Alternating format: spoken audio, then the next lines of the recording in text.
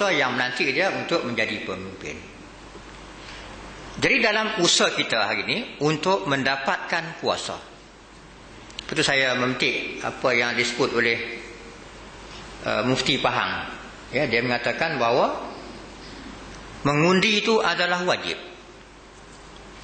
Mengundi pilihan rakyat ni tuan-tuan. Pada dalam konteks negara kita, untuk nak dapat kuasa tuan-tuan, mau tak mau jalan yang sesuai dan munasabah ialah melalui demokrasi.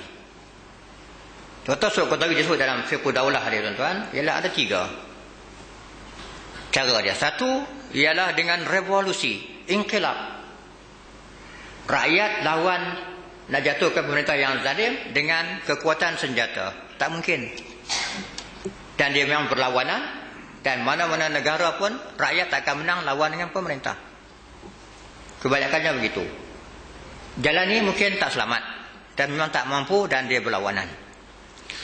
Yang kedua ialah dengan jalan demokrasi. Jalan demokrasi tuan-tuan. Walaupun demokrasi itu tidak ada dalam sejarah yang dulu ni, tapi mau tak mau dia adalah satu sistem dunia yang ada hari ini, yang lebih kepada keadilan. Nak ambil cara yang tentera mungkin tak sesuai, maka yang paling sesuai ialah demokrasi, cara mengundi. Maka cara ini yang agak lebih baik.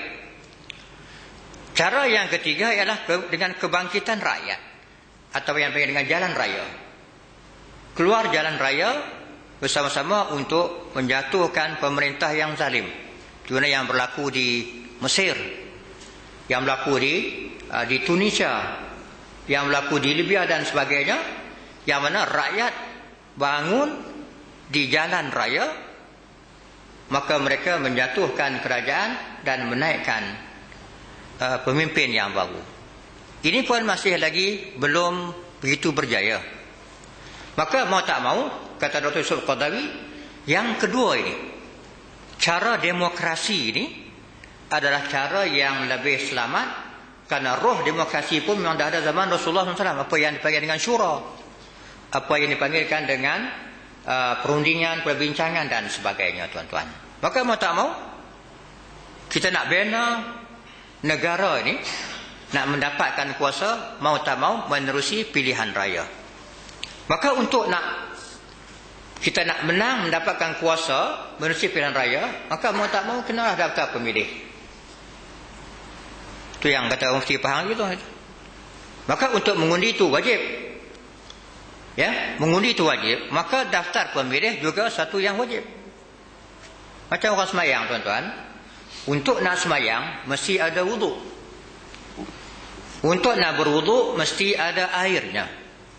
Maka mencari air itu adalah wajib untuk sampai kepada wuduk, dan wuduk untuk sampai kepada solat. Itu ikan dalil wasaili hukmul maqasid. Ma la yatimul wajib illa bihi fahuwa wajib. Apa yang tak sempurna yang wajib tuan-tuan, yang itulah yang kita kena buat, maka kita kena buat. Sistem demokrasi yang itulah yang kita agak nampak selamat dan juga cepat, itulah yang kita buat. Kalau nak dakwah ya tuan-tuan, nak dakwah orang pakai tudung ya, lambat tuan-tuan. Betul kalau dia kata cara politik, cara demokrasi adalah cara yang paling mudah untuk kita berdakwah. Kalau dia kata Kementerian Pelajaran mewajibkan kepada pelajar-pelajar Islam memakai tudung bila mereka ke sekolah, semua pakai. Daripada Sabah, Sarawak sampai Johor, sampailah ke Perlis, semua pakai. Tapi kalau tuan-tuan kita nak berdakwah, pergi sekolah ni sebuah, sekolah ni sebuah, sampai bila nak tamat? Sampai bila nak selesai hanya dengan kerja-kerja dakwah. Macam yang buat Rasulullah SAW ketika di kota Mekah, sekadar berjumpa dengan orang tertentu yang mengajak mereka secara rahsia, lepas tu barulah secara terang-terang. Ini tak banyak memberikan kejayaan dalam konteks kita nak sampaikan Islam secara menyuruh. Maka mau tak mau, bila kita katakan wajib pelajar Islam, macam lampu tuan-tuan, ya, penunggang motosikal mesti wajib dia pasang lampu. Semua satu negara pasang. Jadi ini satu wadah yang paling tepat untuk kita nak dapatkan kuasa, tuan-tuan. Maka semayang, tuan-tuan, kalau ambil wuduk dengan air mutanajis pun juga, tuan-tuan. Maka dalam kita nak mengundi pun, pilih yang menentang Islam pun tak sah juga, tuan-tuan. Kena tengok jugalah pilih yang mana. Ya, dia macam wuduk. Kalau ambil dengan air mutlak, okeylah, sah. Tapi kalau ambil air musta'mal, air mutanajis, maka wuduk tak sah. Bila wuduk tak sah, tak sahlah solat dia. Maka begitulah juga pada prinsip kita, kalau kita mengundi pilih yang tak betul, yang menentang Islam, maka dia tak sahlah sampai keseluruhannya, tuan-tuan. Jadi inilah konteks kita nak dapatkan kuasa, tuan-tuan. Sebab tu wajib kita mendapat kuasa untuk membina daulah. Sebab hukum membina daulah adalah kewajipan ke atas seluruh umat Islam. Bukan ramai yang dia tak faham. Dia tak celik apa yang dia tak celik siasah. Dia tak celik politik. Dia ingat semayang Islam ni semayang, puasa, zakat ya. Kami pergilah ke kampung-kampung, pergi dakwah. Jadi itulah dia. Bagi dia sekadar puasa, semayang, zakat. Kalau yang diharamkan tu hanya sekadar tak boleh minum arak, tak boleh berzina. Jadi itulah ruang-ruang yang dipahami oleh mereka. Sebab apa, tuan-tuan? Kita kena bendung salah faham. Biar dia tak faham langsung, daripada dia salah faham. Macam orang merokok, tuan-tuan. Orang merokok, kita mana yang merokok ni, ya? Bagi dia kata, kalau orang tu dia merokok, dia bukan dia tak faham, cuma dia salah faham ya. Dia salah faham. Dia kata, satu dia kata orang merokok ni, orang tak merokok pun mati juga. Aku yang merokok lambat mati. Satu. Yang kedua dia kata, orang merokok tak kaya juga. Orang tak merokok pun tak kaya juga. Aku yang merokok kaya. Dua. Yang ketiga dia kata, doktor pun merokok. Doktor pun merokok. Kenapa saya tak boleh juga? Tak boleh pula. Dan macam-macam itu salah faham, tuan-tuan. Apalagi dia kata, bila isap rokok ni yang paling sedapnya lepas makan nasi. Pedai-pedai sikit isap rokok. Oh, itu dunia ana yang punya. Jadi, tuan-tuan, kita nak rongkai salah faham dia ni, mengambil masa yang panjang. Baik orang tak faham langsung. Orang tak faham langsung ni, tuan-tuan. Bila kita terang, oh macam tu ke? Teman tidak boleh tahu. Ini salah faham, tuan-tuan. Lepas tu, orang Barat, dia usaha untuk menafsir salahkan kepada Islam. Salah tafsir dengan salah faham kepada Islam. Kalau laksanakan hudud, negara jadi mundur. Pelabur tak mari. Negara akan huru-hara. Statement yang dibuat oleh sebahagian pimpinan yang ada, tuan-tuan. Ini salah faham. Memang kerja Barat, dia berusaha untuk mensalah fahamkan. Jadi bila orang salah faham, tuan-tuan, dia akan naik. Dia akan naik step. Macam orang mencuri. Orang mencuri ini, mula-mula mencuri dia rasa salah. Tuan-tuan, bagi orang tak mencuri ni, bila dia mencuri ni, dia rasa salah, mengerta ni. Dia jumpa orang semua, dia rasa macam polis.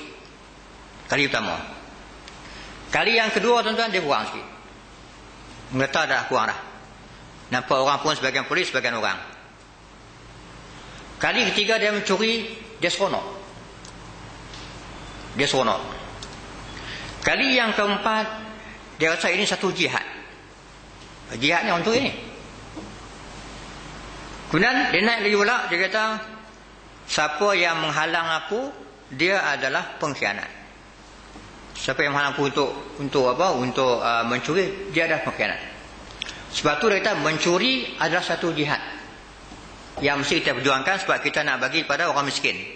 Dia buat lagi satu alasan dia. Kita mencuri ni nak bagi pada orang-orang miskin dan anak-anak yatim. Tak bolehkah? Itu yang rasuah, tuan-tuan. Mengapa sebagai orang ambil rasuah? Saya rasuah pun bukan saya ambil sendiri, saya nak bagi pada orang lain. Saya nak bagi pada anak yatim dan sebagainya. Maka dia menggunakan kemungkaran untuk membolehkan dia melakukan benda-benda yang dia salut dengan benda yang baik, untuk membolehkan dia melakukan kemungkaran pada Allah Subhanahu Wa Taala. Kita balik orang masalah pemimpin. Isu kita ialah pemimpin hari ini. Negara kita ini penuh dengan rasuah. Pemimpin yang rasuah, yang menyeleweng rasuah 500 juta, 20 juta tu biasalah tuan-tuan. 5 ringgit ni tak main lah. Tak main 5 ringgit ni tak main. Satu.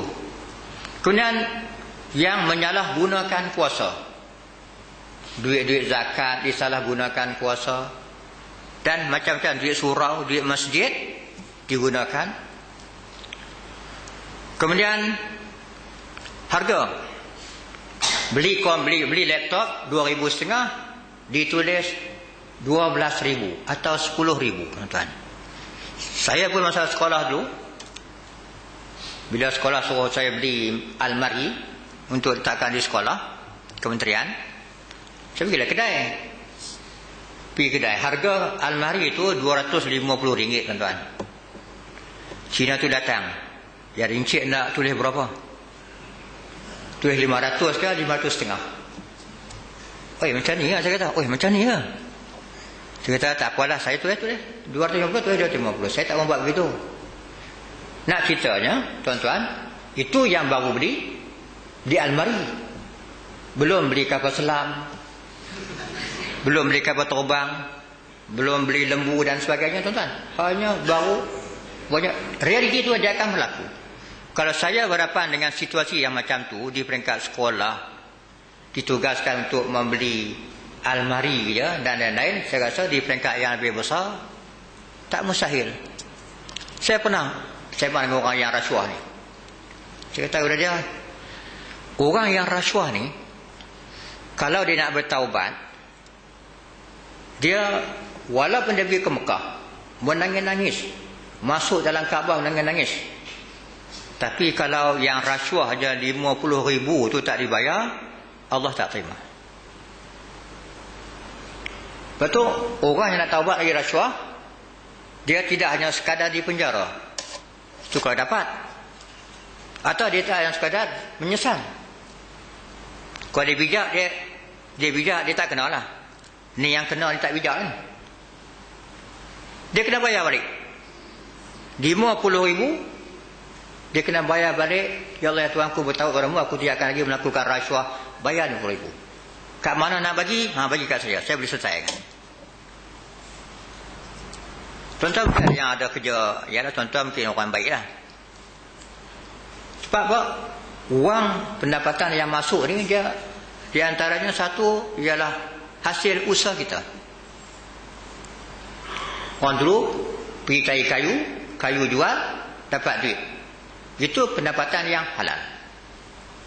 Ataupun daripada wang-wang yang kita ambil daripada warasah, daripada peninggalan ibu bapa kita.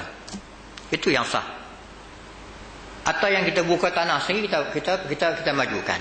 Yang lain tu, yang 1%, yang 10% dan sebagainya. Jadi ini adalah harta-harta yang diharamkan oleh Allah Ta'ala. Tuan-tuan bayang, kalau 50 juta nak bayar macam mana ni? Dia dah habis kerja dah. Menteri dah tak jadi menteri dah. Ketua tak jadi ketua dah. Dia rasuah 50 juta. Bila nak bayar? Fikir, kubur tak terima, Allah tak terima taubat. Sebab tu taubat ni tuan-tuan mesti dalam ikut aspek dia. Tak boleh orang kata taubat secara umum. Ya Allah ya Tuhanku, aku bertaubat padamu atas segala dosa-dosaku. Dosa apa? Sebut. Dosa dalam ekonomi pun ada, dosa dalam politik pun ada, dosa dalam pendidikan pun ada, dan macam-macam dosa. Kalau dia tidak sebut, sebab orang taubat, dia jangan sebut khusus. Nak minta, ada khusus. Ya Allah ya Tuhanku, besok ni aku ada temu duga kerja, mintalah Allah engkau kabulkan biar aku ni berjaya. Amin. Habis. Tapi taubat, dia jangan sebut tuan-tuan. Ya Allah ya Tuhanku, aku bertaubat padamu, aku tak buat lagi riba. Sebab sekarang aku beli kereta dengan riba. Jarang. Dia kena selesaikan. Kalau dalam politik, ya Allah aku bertaubat, aku tak akan dimangkah lagi orang-orang yang menentangmu ya Allah. Tapi kalau taubat tu dia duk sokong juga lagi, Allah tidak terima taubat dia, tuan-tuan. Kena tengoklah aspek apa. Bukan taubat secara umum. Ya, bagi kita barangkali fokus kita bila taubat tu tak semayang, aku lama-lama yang tak semayang tu, yang puasa yang lama-lama tu tak buat dan sebagainya, itu je fokus dia. Tidak. Tuan-tuan kena tengok aspek dia. Baik, tuan-tuan, kita balik ini isu kepimpinan. Kepimpinan yang kita nak tunjukkan saya adalah kepimpinan yang mengarah kepada mendaulatkan hukum Allah Subhanahu Wa Taala. Sama kita lihat dalam solat. Imam yang jadi imam tu kita kena ikut dia. Imam yang kita nak pilih ialah imam yang boleh, yang afsah, yang afqah, yang kita nak pilih. Kalau imam salah, imam silap, imam salah, tersilap, imam tak betul, imam tak boleh, tuan-tuan. Tuan-tuan tengok ya, kalau dia bagi masa. Saya bayang satu masjid, sembahyang Isyak. Imam dia dah, imam dia barangkali terlupa lah. Yang 4 tu dia naik jadi 5. Mungkin bagi dia kata tak sampai lagi lah. Ya, sebab bagi orang kalau kita ragu-ragu dalam sembahyang 3 ke 4 balik pada kaedah kita 3.